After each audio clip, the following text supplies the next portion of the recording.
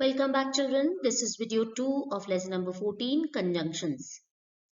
In this video, we learn about the second type of conjunctions, which is correlative conjunctions. As I had told you in the first video, correlative conjunctions are also a type of coordinating conjunctions, as they also perform the function of joining sentences of equal importance. The only difference between correlative and coordinating conjunction is correlative conjunctions are always work in pairs. Children, correlative means mutually related. So these conjunctions, as already been told to you, they work in pairs. So it's a teamwork, okay, of two conjunctions together, and they are mutually related. So they are pairs of words that complement each other in a sentence. They link equally important ideas together, just like coordinating conjunctions. And the linked pair must be the same parts of speech. This is very important for all of us to note. For example, a noun is connected with noun, verbs with verbs, adverbial phrases with adverbial phrases, so same parts of speech. Now, what is their use? Correlative conjunctions, they help us to improve our sentence fluency, they make our writing sound more mature, right? And they come in pairs. For example, they are both helpful and fun. Children, though there are many correlative conjunctions, but these are the 5 pairs which are commonly used, and we'll stick to these 5 only. Neither nor are called as correlative conjunctions of contrast, either or as alternate, as and as to show comparison, whether and or to talk about condition, and for addition we use not only but also both and. We'll take them up one by one. Now, while using correlative conjunctions, there are 2 things that really have to be taken care of. The first one is subject-verb agreement, and the second is pronoun-antecedent agreement. So, subject-verb agreement we've already done, like singular subject should be followed by singular verb, and plural subject should be followed by plural verb. Pronoun antecedent agreement means, you know what is antecedent. Recently we had learned pronouns, so there we had mentioned this term antecedent. So if the antecedent is of masculine gender, then the pronoun should also be of masculine gender. So gender and number has to be kept in mind while replacing an antecedent with a pronoun. Now there are 3 different situations when a singular subject is joined with a singular subject, a plural subject is joined with a plural subject, and if there are 2 singular and plural nouns joined together by a conjunction, then the nearest subject is taken into consideration. You'll understand it better through examples. Now in this sentence, either Jollibee or McDonald's. Now Jollibee is also singular and McDonald's is also singular, which is joined by or, that is the conjunction. So the verb is going to be singular. Then the second is plural subject joined with another plural noun with a conjunction. Neither chocolate cakes nor vanilla ice creams. So both of them are plural. So we will be using plural verb, that is are. So the sentence is neither chocolate cakes nor vanilla ice creams are the food diabetics want to eat. Now when singular subject is joined with a plural subject, then the verb is going to follow the nearest subject. Either Marin or the citizens are not ready to ride on this vehicle. Now here R is wrong. The correct is either Marin or the citizens is not ready to ride on this vehicle. This is the correct one, because citizens actually is a term used for probably students studying in CTE, which is an institute. So here the rule is the second subject must agree with the verb except with both and. Those always take a plural verb. Whenever we use both and, it will always be followed by a plural verb. For example, every night either the dogs or the cat wakes me up This is correct. Whereas every night either the dogs or the cat wake me up. This is wrong. Now, pronoun antecedent agreement means the closer antecedent will decide the gender and number of the pronoun.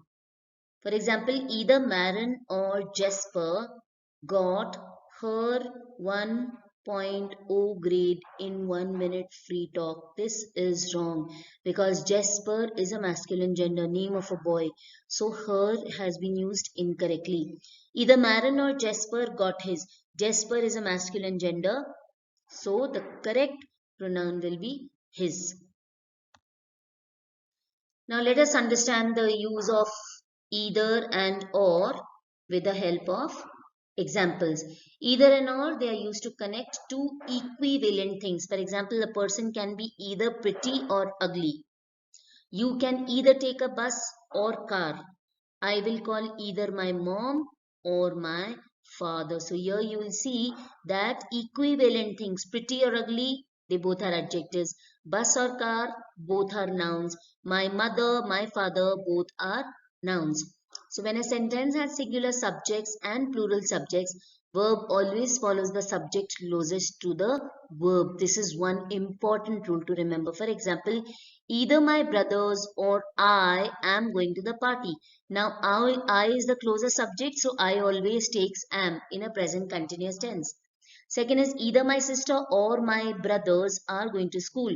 Brothers is plural, so the verb here is are, which is a plural verb. Either my mother or my father is coming. Now, my mother is also singular, my father is also singular. So, since the closer subject is singular, the correct verb should be is. Both and are used to connect similar structures. For example, I saw both the Statue of Liberty and the Empire State Building. So here there are similar structures, Statue of Liberty and Empire State Building. They are joined by both and.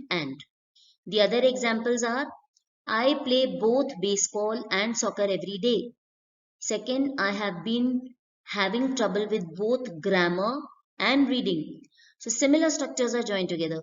There are more apples both on the table and in the refrigerator. When a sentence has singular subjects and plural subjects, example, both my mother and my brother are going home. Both my sisters and my brother are doing exercises. We always have to use a plural verb whenever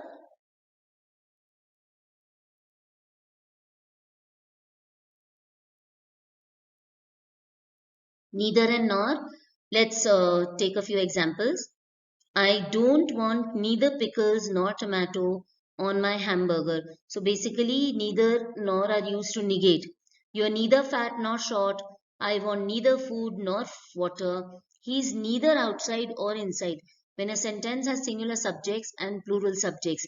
For example, neither Jack nor Tom is my brother. Neither my friends nor my brother wants to go to the party. Neither he nor his friends are coming. So verb will always follow the subject closest to the verb. Like Tom is singular, so here is singular. My brother is singular, so wants is singular. Here his friends is plural, so here verb are is also plural.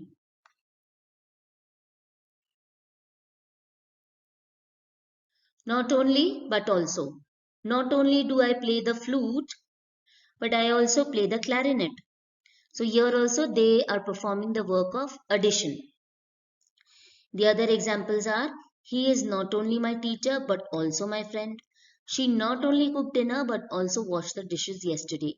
When a sentence has plural subjects, singular subjects and plural subjects. So the rule is the same as with either and or, means the verb will be according to the subject closer to it.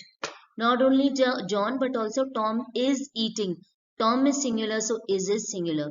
Not only the teacher but also students are playing games. Students is plural, so are is also plural. Not only my brothers but also my sister is going to a concert.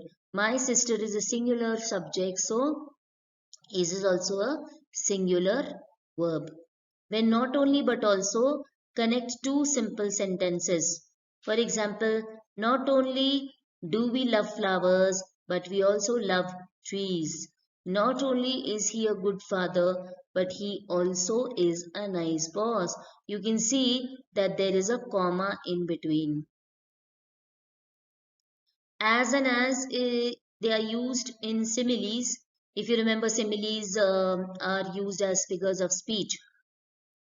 For example, MMSU and UP both are prestigious. These are universities. Okay, so how to join them? By using conjunctions? We can say MMSU is as prestigious as UP. Whether and or are used for conditional sentences whenever we want to talk about any condition. So for example, I don't know whether to play baseball or to play basketball this year. Then other examples, Carol is trying to decide whether to go to the movies or to go to the mall. So there are two conditions, two situations to decide. Whether we meet in the park or at Elisa's house is up to you. Whether you want to or not, it is time to go to bed. Today, whether it rains or it snows, we will complete a 2-mile run. Whether you study for the test now or later is up to you. Children, this is all about correlative conjunctions. I will also be sending a link for the reference video. Please do watch it.